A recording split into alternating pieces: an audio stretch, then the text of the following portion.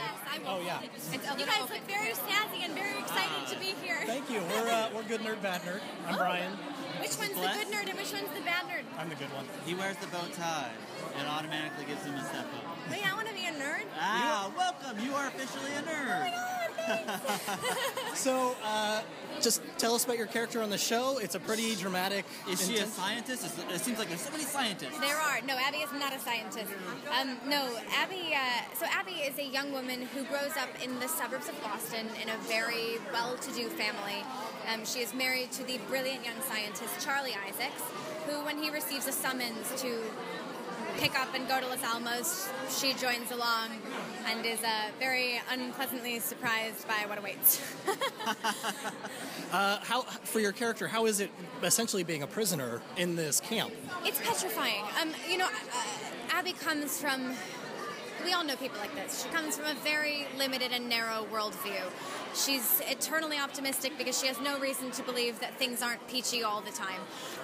And it's been a series of discoveries. Even the superficial things that they're lacking there. They don't have consistent, reliable electricity. They don't have running water all the time. There's a shortage of pantyhose. Things like that start to wear on these characters, particularly Abby, and she doesn't know anyone. There's a scene in the first episode where she says, and this is the part that always gets me, is that she says, she writes a letter to her father that gets sent back with all these black marks from the censors, and she says, I can't even tell him where we live. I can't even tell him that our house is painted green.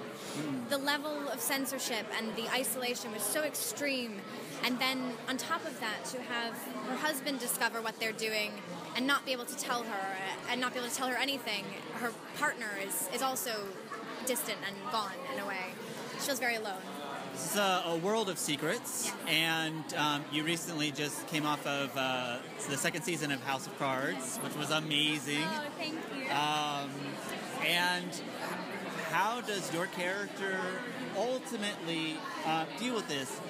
And do you think this will strike the same kind of gold that House of Cards did? Oh, goodness. I think it's sacrilege to say that at this point. Who knows? We think we have something really special on our hands. We hope that the audiences think that it's as special as we do. It's so hard to say. We hope that because this is a piece of our history that has never really been explored in great detail, particularly in television. It's never really been done in television.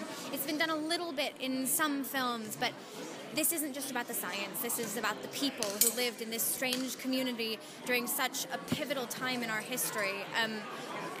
And 70% of the people who lived in Los Alamos didn't know what they were doing there. But I think that in terms of Abby and how she overcomes it, I think it's both thrilling and scary, and we say it a couple times on this show that all bets are off during wartime.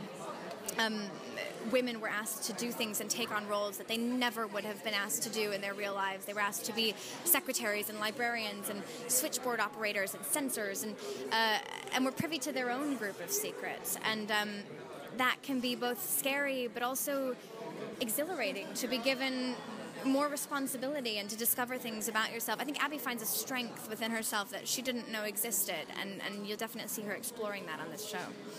Well, thank you so much. We look forward to it, and we're very excited. Oh, good. Thank you. Thank you. Thank you so much. Nice to meet you. Yeah, nice to meet you.